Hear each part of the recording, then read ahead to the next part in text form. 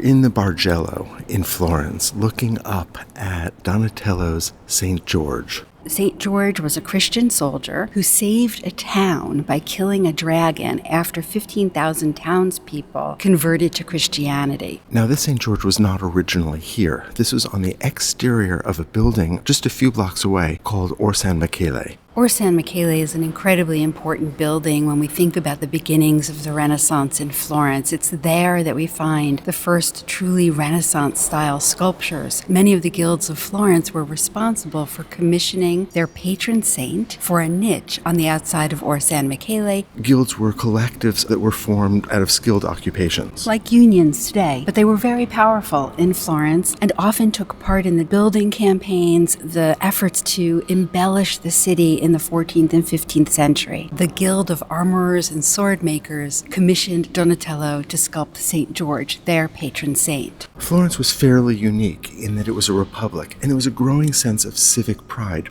in one's city, pride in one's historical roots, which the Florentines believed were ancient Roman. So this is a sculpture that was made for the city, but it was paid for by the Guild of Armorers and Sword Makers, and so it's no surprise that we see a shield and a hand that probably originally held some sort of blade. There are drill marks on his head that indicate he also likely wore a helmet or a wreath of some sort, also made out of metal. And so this can be seen a little bit as an advertisement. It's really important to understand this moment of intense civic pride, but one where there's no real distinction between the religious, spiritual aspects of the people of the city and the government of the city. These were often joined in the great civic projects that took place in Florence in the 14th and 15th centuries. Well, like Orsan Michele, it had several purposes. It was a church, but it was also a granary that helped to feed the city. So this idea of the secular and the spiritual coming together. This sculpture was for the outside, so this was public art. This was art that you passed as you walked along the street. So many sculptures at Orsan Michele and in other parts of early Renaissance Florence depict figures at this scale as old, wizened prophets. But here we have such a youthful figure who's a pillar of strength and determination. He is a soldier saint, and that's so clear when we look at him. In his pose of his body,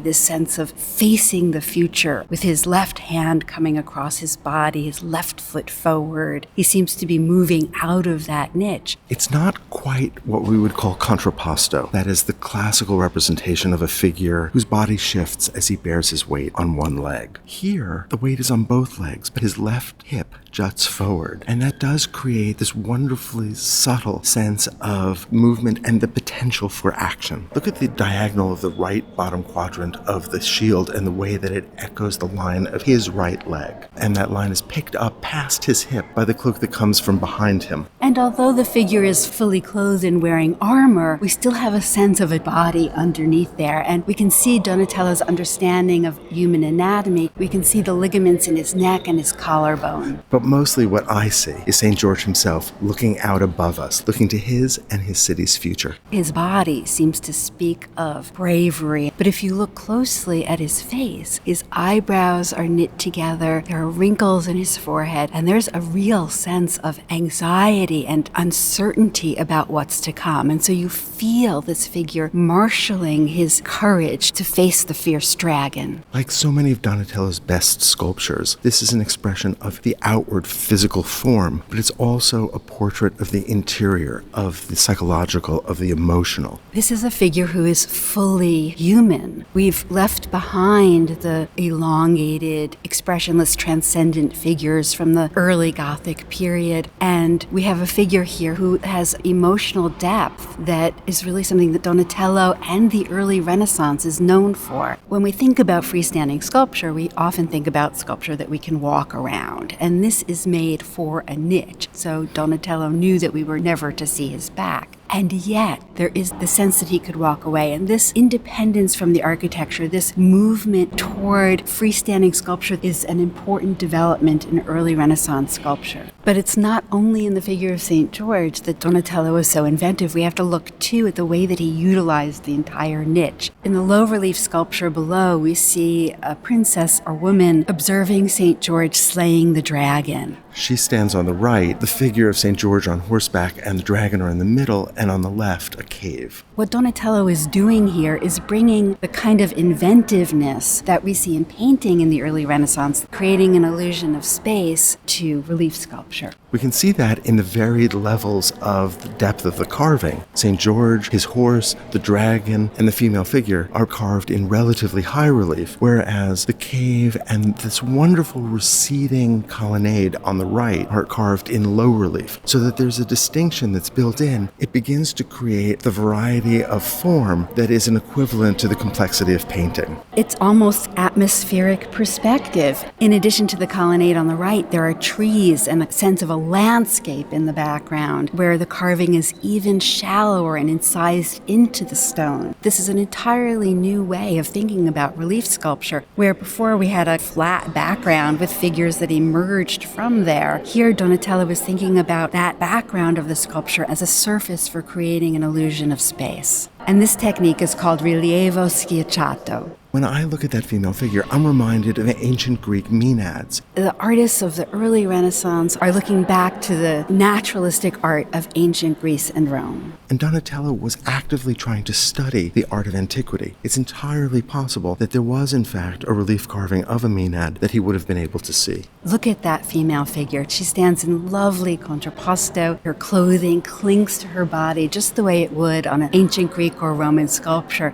But I think it's important for us to go a step further and to think about why classicism was important to Donatello, why it was important to artists in the early 15th century in Florence. Well, there's a new emphasis on the pleasures of this world. Sometimes we think about this as part of the humanism of the Renaissance, this interest in the secular world. And the ancient Greeks and the ancient Romans were unparalleled in their observation of the human body, of the natural world, and their ability to replicate it. Framing that central relief, we have two shields with the emblems of the Armorers Guild. You can see a sword, you can see armor, a reminder of who paid for this, a reminder that this functions both as an expression of the city, but also of the place of the armorers within it, and a reminder to us of the deep civic pride that existed in Florence in the 15th century.